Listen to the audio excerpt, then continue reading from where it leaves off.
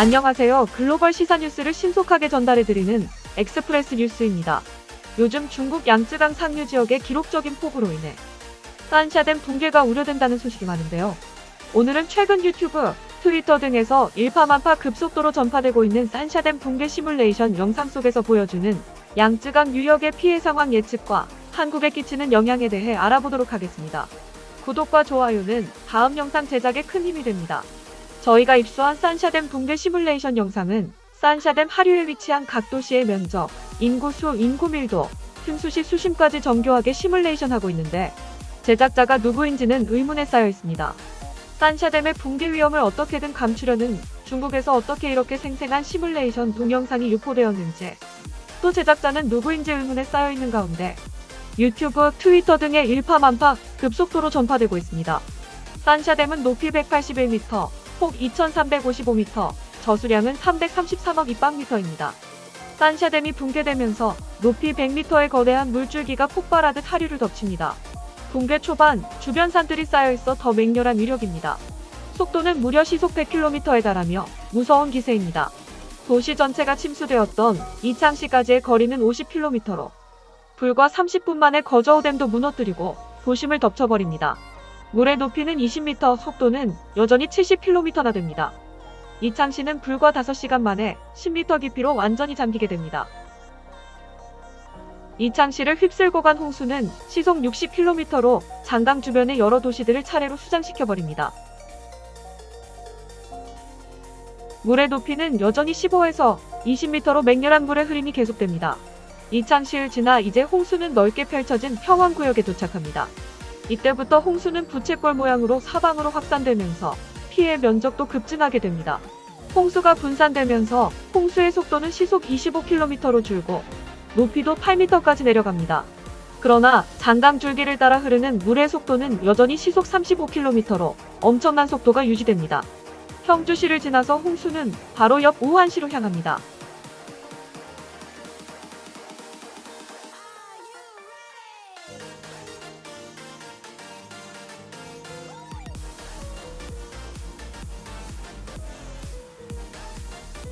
악양시까지는 거리가 359km인데 여기까지 홍수가 도착하는데 5시간이 소요됩니다. 악양시 바로 옆에는 동정호가 있는데 거대한 호수이기 때문에 홍수를 막아주는 완충 역할도 할 수 있었겠지만 악양시 전체가 수십 5m로 침수됩니다.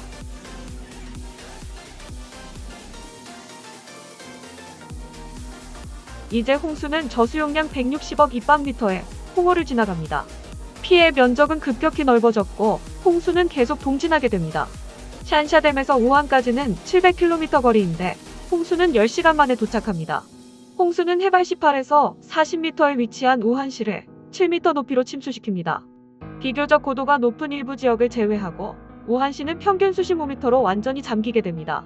우한의 주변 지형이 갑자기 좁아져 물이 분산되기 어렵고 쉽게 빠지지도 않습니다. 홍수가 지나가는 전방의 대별산과 노산의 산봉우리들 때문에 좁은 계곡이 형성되어 물이 쌓이면서 수심은 6에서 8m가 됩니다.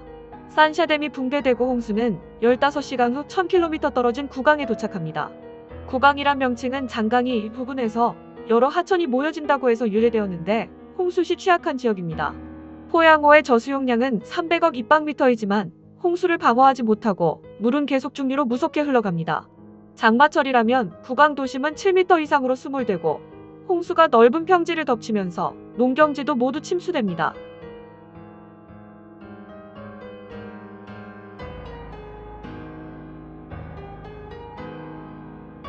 이제 홍수는 중류를 지나 점점 하류로 가까워지고 있습니다. 산샤댐에서 1500km 거리인 남경에는 댐 붕괴 후 24시간 만에 홍수가 도착합니다. 지금같이 장마가 계속되고 있다면 남경도 처참한 피해가 예상됩니다. 홍수가 남경에 도착하면서 이 시뮬레이션은 종료하게 됩니다.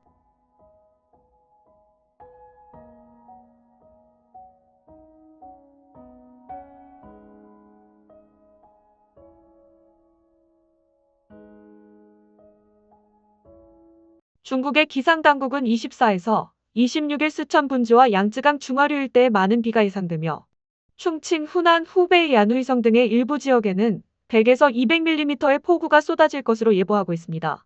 그런데 산샤댐 수위가 여전히 높아 이번 주말에 폭우가 내릴 경우 산샤댐 붕괴에 대한 공포감은 극대화될 것으로 보입니다.